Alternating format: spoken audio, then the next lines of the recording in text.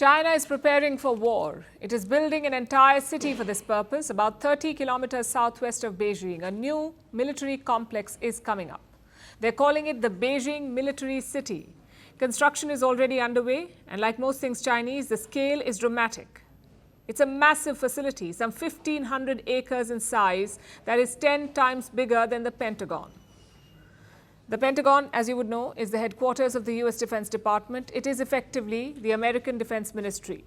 Going by some claims, the Pentagon is larger than 100 American football fields. And Beijing's military city will be 10 times bigger than that. So you can imagine the scale. This is said to be the world's largest military command center, and it's going to be an underground facility complete with large and hardened bunkers and deep underground tunneling. Heavily reinforced concrete is being used for construction. They say it will be a foolproof facility, one that can survive even a nuclear attack. China is making sure of that, of surviving nuclear attacks and strikes from powerful American weapons, weapons like the famous bunker buster munitions. So this facility would have everything that the Chinese military and its commander-in-chief Xi Jinping may need. He could practically run a war out of there. Observers agree with this assessment. They say this complex is set to become China's wartime command center. It can replace the existing Western Hills complex. That's a Cold War era facility. It is China's existing wartime headquarters. This one is near Beijing. So why does China want a bigger complex now? Because it wants to be seen as a major military power. It wants an office that fits the description. So construction began last year. Reports say there are 100 cranes working at the site, 100 cranes. There are warning signs around it. Photographs are not allowed here, nor can you fly drones near the site. Access to the area has been completely blocked. Checkpoints have been installed to restrict the movement of people.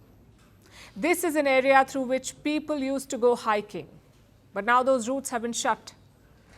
China has been actively trying to hide this project, but now it's all over the headlines, which should not be surprising. Because when you're building a facility that is 10 times bigger than the Pentagon, someone will eventually find out. This project, its size, scale, and scope, reflects China's military ambitions. Beijing wants to challenge America's military might. China already has the world's biggest military, with the highest number of active military personnel. The PLA has 2 million active troops. It also commands the world's largest naval fleet. China is closing the gap in the air as well, with new 6th-generation fighter jets. It is also expanding its nuclear arsenal. Beijing is building more nukes. The US sees this as a growing threat. It predicts that China will have 1,500 warheads by 2035, which is the same number as the United States. And this new facility is part of those same military upgrades. It was a missing piece for the PLA. It will serve as a centralized hub with new and advanced command and control systems. Military operations can be coordinated from here, that too across different branches of the PLA, as well as the theater commands. More importantly, if there is a nuclear attack, this facility will protect China's leadership. Now, we don't know what kind of arrangement they already have in place for something like this, but nothing comes close to the size and scale of the Beijing military city. It is large enough to protect the entire command and control structure of the Chinese state. And it is China's rivalry with the United States that is driving this project. But India should not ignore this either. It cannot ignore China's rapid military advancements. Unlike the US, India's military challenge from China is more immediate. India shares a border with China, a disputed border which witnessed a military clash barely 5 years ago. India must take note of China's build-up and plan aggressive military upgrades. Perhaps tomorrow's budget will address this urgent need. We're calling the show Vantage. We hope you like what we've put together for you.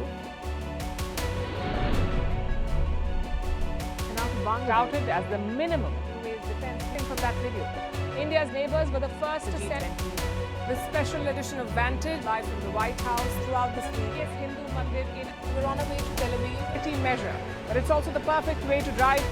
I don't think that Prime Minister of Bhutan, Sherin Tagwe. Welcome to 60% of the world's office. Prime Minister Modi did the iron. We were actually How are you doing? How do you like? It's been 1 year since that meeting. Iron bars separate you from the outside. Out the vote effort. Trump had, it says, and at $4.3 trillion.